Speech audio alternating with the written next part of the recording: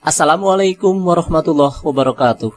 Al-Jafar atau kadang dibaca Jifar artinya tulisan, kitab, pengetahuan, metode penghitungan, atau sesuatu yang dirahasiakan, privat untuk kalangan tertentu sampai waktunya diungkap. Secara khusus, tema tentang Jafar dikaitkan kepada sahabat Ali bin Abi Thalib radhiyallahu anhu yang menerima sesuatu yang dianggap rahasia tersebut dari Nabi Muhammad SAW. Riwayat yang dinisbatkan dari Jafar Ali bin Abi Thalib yang akan kita bahas di sini sudah cukup terkenal beberapa waktu yang lalu. Sebagian teksnya ada dalam kitab Madza Qala Ali alaihissalam an akhir zaman Al-Jafar Al-Adham yang terbit di Lebanon tahun 2008. Kitab ini diterjemahkan ke bahasa Indonesia dengan judul Ramalan Akhir Zaman Imam Ali bin Abi Thalib pada tahun 2012. Riwayat ini berisi teks tentang detail dan nasib suatu wilayah kepulauan di masa Imam Mahdi.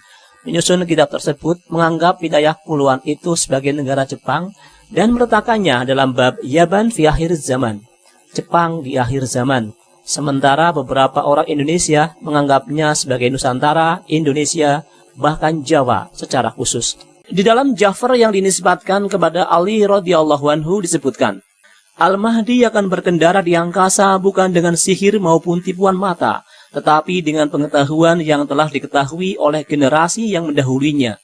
Dia melakukan hal itu seperti gunung-gunung yang berenang di langit, dan akan terangkat tinggi dengan penyebab-penyebab yang ada di langit dan bumi.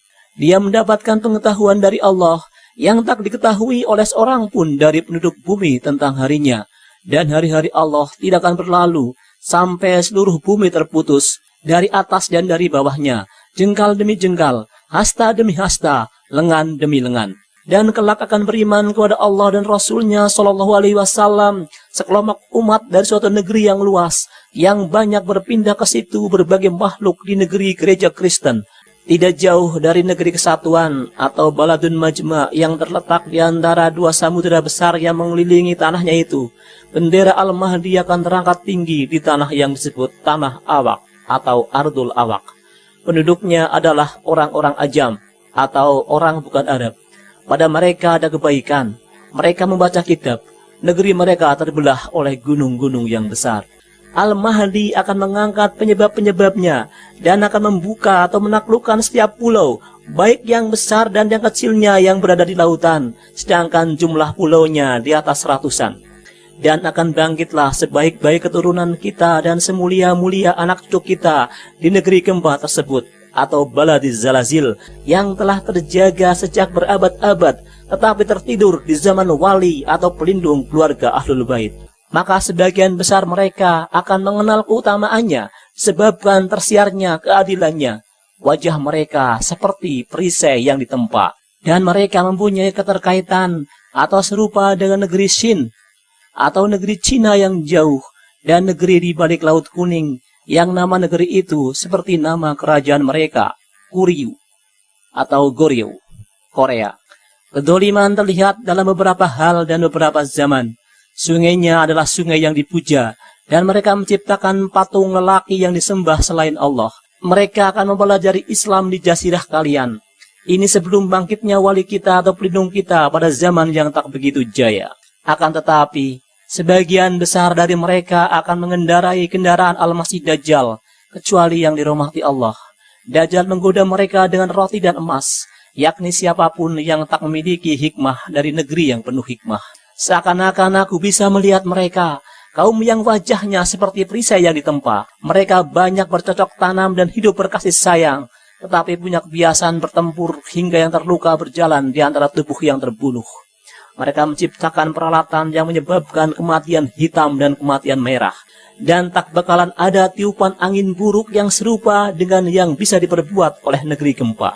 Riwayat ini berlanjut dengan penyebutan beberapa hal, nama-nama penguasa dan beberapa negeri lainnya yang tak disebutkan di sini.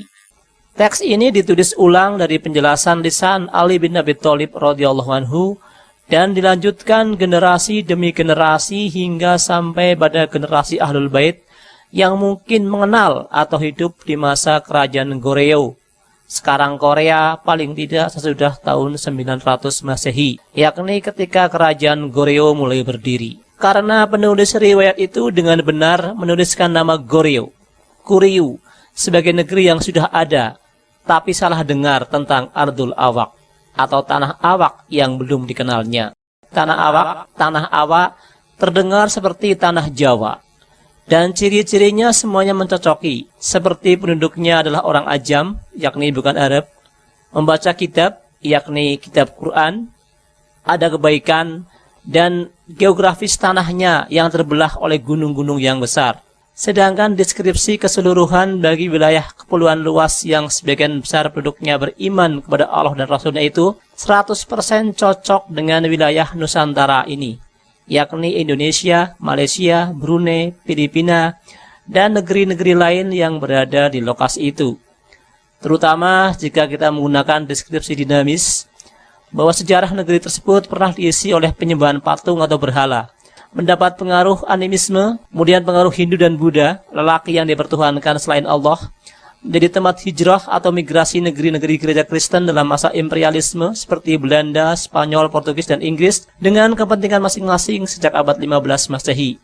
Sebagian besar dari ciri-ciri yang sudah terpenuhi secara ringkas adalah wilayah itu luas, terdiri dari pulau-pulau yang jumlahnya ratusan. Indonesia mempunyai pulau sekitar 17.000.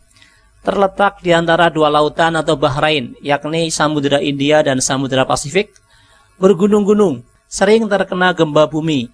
Juga ada penyebutan sungai. Sebagaimana kita ketahui, Kalimantan dan Sumatera mempunyai banyak sungai.